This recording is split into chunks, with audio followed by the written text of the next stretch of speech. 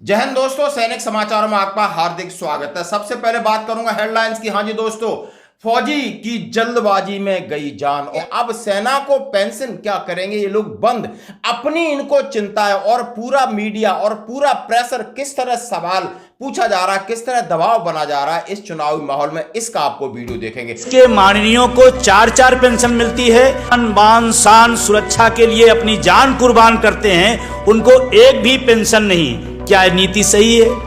आप खादी पहनने लगे तो आपको जिंदगी भर पेंशन मिलेगी क्योंकि आप नेता हैं। क्या किया आपने देश के लिए? कौन सी कुर्बानी दी? बोले हम चिल्लू पार्क विधायक हैं, हम नगीना विधायक हैं। अरे क्या किया आपने देश के लिए? क्या किया बताइए। तो सबसे पहले मैं बात कर रहा हूं कि घर जा रहे सेना के जवान की ट्रेन से कटकर मौत। हाँ जी दोस्तों, बड़ी दुख की बात होती है। पहले तो सेना में छुट्टी नहीं मिलती, जब छुट्टी मिलती है तो पागल होकर हम जाते हैं अपने बीवी बच्चे माता पिता से मिलने के चक्कर में। और इसीलिए जहां रिजर्वेशन था वो ट्रेन लेट थी, दूसरी ट्रेन पकड़ी और जब जगह नहीं मिली तो आप कहीं खड़े थे और खड़े होते हुए आपका बैलेंस खराब हुआ और गिर गए।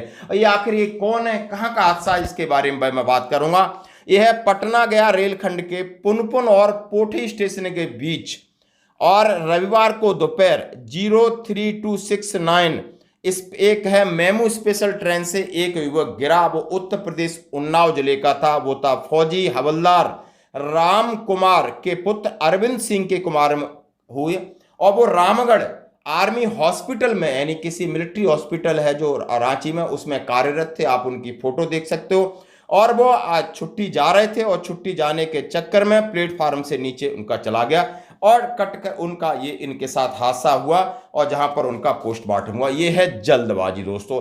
प्लीज कहीं भी जा रहे हो लेकर रखना होगा पेशेंस। बड़ा बुरा लगता है कि हम बड़ा कितनी मन्नतें होंगी। घर पे फोन कर रहे थे, बातचीत कर रहे थे शायद खड़े होके, और वहां पर उनका बैलेंस खराब हुआ है, गिर गए। फिर पहचान हुई जब देखा एक फौजी। आप इनका फोटो देख सकते हो, बड़ा दुख होता है। कहते हैं अब मैं आपको वीडियो दिखा रहा हूं, जिस वीडियो को सुन के आपको जरा सुकून होगा। देश के माननीयों को 4-4 पेंशन मिलती है, जो हमारे देश के लिए आन बान शान सुरक्षा के लिए अपनी जान कुर्बान करते हैं, उनको एक भी पेंशन नहीं। क्या ये नीति सही है? या कोई एक भी बताए, किसान हो, नौजवान हो, कोई भी पत्रकार साथी हो, मैं उनसे भी कह रहा हूं। आप लोगों से सवाल पूछते हैं, मैं आज आपसे पूछ रहा हूं, आप भी सहमत होंगे। दूसरा सवाल है, सरकारी पद जो खाली होते हैं वर्षों वर्षों खाली पड़े रहते हैं, लेकिन एक अभी वैकेंसी निकली है पूरे देश के लिए, जो 4 जून का सारा रिजल्ट आ जाएगा। सरकारी पदों के वर्ष वर्ष खाली क्यों पड़े रहते हैं और एमपी एमएलए के सेम डेट में भर जाते हैं? क्या यह सही है? तो अगर एमपी एमएलए के भर सकते हैं तो जो खाली पद हैं वो क्यों नहीं भरे जा सकते हैं? 4 जून के सारे रिजल्ट आ जाएंगे, ज्यादा ज्यादा 5 हो सकता है, लेकिन 6 नहीं होगा, 7 नहीं होगा। लेकिन अगर आप हमसे पूछेंगे, रेल में 9 लाख पद पिछले 7 साल से खाली पड़े हैं, क्या यह सही है? अच्छा, वो 9 लाख पद भरे होते तो हमारे आपके बीच के कोई जाते, आपका बेटा, आपका भाई, आपका पड़ोसी, कोई तो जाता, कोई तो फत। तो ये गलत है।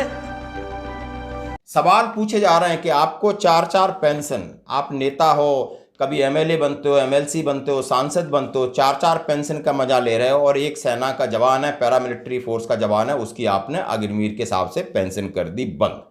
और देश के अंदर 9 लाख पद रेलवे में ही खाली हैं। एक भी एमपी भगवान का प्यारा हो गया, एमएलए हो गया, या चुनाव समय पर होंगे, समय पर प्रधानमंत्री, समय पर एमएलए, सब समय पर हो जाएगा।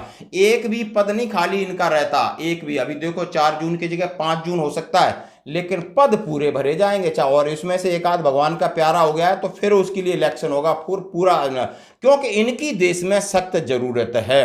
आप समझ सकते हो। और देश की हालत के बारे में बहुत जबरदस्त प्रहार कर रहे हैं। और उन्होंने कहा है कि किसान यदि अपना आलू निकालता है, कोई सामान निकालता है, तो उसका रेट सरकार तय करती है, और जितनी कंपनियां वो सामान बनाती हैं उस पर अपनी एमआरपी डाल देती है तो दुनिया खरीदती है, लेकिन किसान के हाथ आपने रखे हैं। जवान और किसान की हालत और बेबसी के ऊपर आप देख सकते हो, ये ठाकुर हैं, मीडिया बिल्कुल जवानों की बात कर रहे हैं कि नेता आखिर इस देश के लिए कौन सा काम करते हैं। एक नीचे आईएएस और आईपीएस जो चला रहे हैं, ये तो और गलत काम करवाते हैं। कौन सा त्याग कर रहे हैं, कौन सा बलिदान कर रहे हैं, अपनी पीढ़ी की पीढ़ी इसमें दबा के रखी है और मजे लूट रहे हैं, और दुनिया अपनी पेंशन सब्सिडी सब कुछ लूट रहे हैं, और बाकियों को देश किस तरह चला रहे हैं। ये आपने वीडियो जरूर देखना होगा। आज की खबरों में इतना ही, बने रहिए हमारे साथ। धन्यवाद।